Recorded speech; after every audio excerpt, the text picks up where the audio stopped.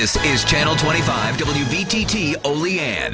Now, from the Twin Tiers' biggest broadcast news operation, this is the 6 o'clock report with Jeff Andrulonis and Alexa Olson. Listen on News Radio 96.7 WVTT or watch on News Channel 25 WVTT television. WVTT proudly presents the 6 o'clock report. Good evening, I'm Alexa Olson. Jeff Andrulonis is off tonight. Topping the 6 o'clock report, a Florida judge has once again set bond for George Zimmerman, the man charged in the shooting death of Florida teen Trayvon Martin. This time, it's a lot higher. The judge also set new restrictions if he's able to pay it. Melissa Rainey reports. George Zimmerman's initial bond was set at $150,000 back in April. The judge revoked it last month after learning Zimmerman and his wife misled the court about their finances. On Thursday, the judge said Zimmerman's deceit was not enough to hold him without bail and set bond at $1 million. Zimmerman would have to pay 10% or $100,000.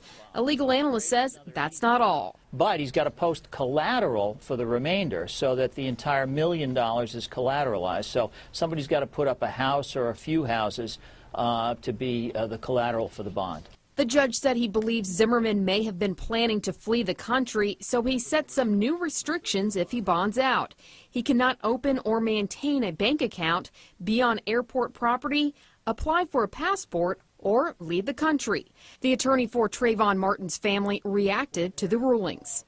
Trayvon's parents, and I'm here speaking on their behalf, would rather that the killer of their unarmed son remained in jail until the trial. However, they respect the court's order and the fact that the judge sent a very strong message in his order. I'm Melissa Rainey reporting. Late yesterday afternoon, WVTT learned about a huge fire that erupted in an elementary school in Rochester, New York. We were able to obtain some photos from a bystander, and unofficial sources tell us that the school went up in flames after a generator sparked and some drums holding flammable substances exploded. Prepare for takeoff. The 35th annual air show will take place this weekend. WVTT reporter Molly Inglet was on the runway earlier today and reports on this high-flying event. It's up, and away this weekend at the Cattaraugus Olean Airport. The Southern Tier Radio Aero Society is hosting its 35th annual air show featuring model planes, Saturday and Sunday. STARS contest director Jim Goodemote said he expects over 100 pilots and 150 model planes from all over the country. It's to promote model aviation. They all get together just as fellowship.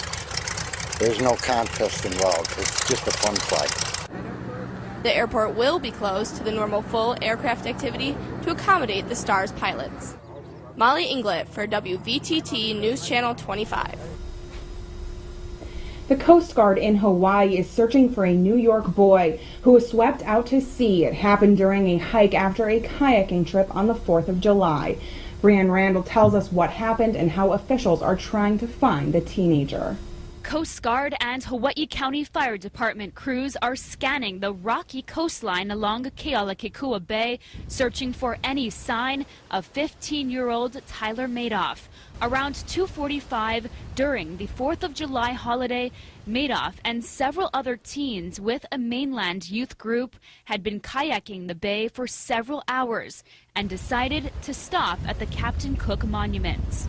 Their counselors wanted to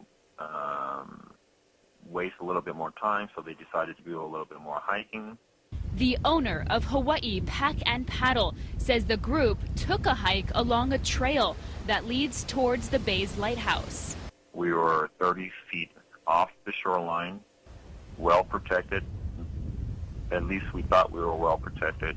Witnesses told search crews that while the group stopped to rest, a large wave came out of nowhere. They were hiking on the trail. They were 30 feet inside of the trail. A wave just came up and just picked this group up. Madoff and a 14-year-old boy were swept into the ocean in different directions. And you have these freak sets, and apparently one of them came well up over the berm over there, and as you can see today, I don't know if you've gotten pictures of that today, but there's quite a bit of wave action over there, and you can see it crashing way above the monument and way above the lighthouse.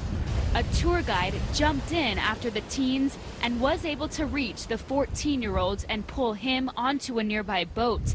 He was taken to the hospital and flown to the Queen's Medical Center on Oahu. Others tried to rescue Madoff, but were unsuccessful. The Coast Guard was called in to help. We approach this methodically because it is important. Human life is at stake. Normally we start off getting the best possible guess, the last known location. About 40 Coast Guard personnel, along with the fire department's helicopter, rescue boat, and divers, have been actively searching about 185 square miles of water for any sign of Madoff.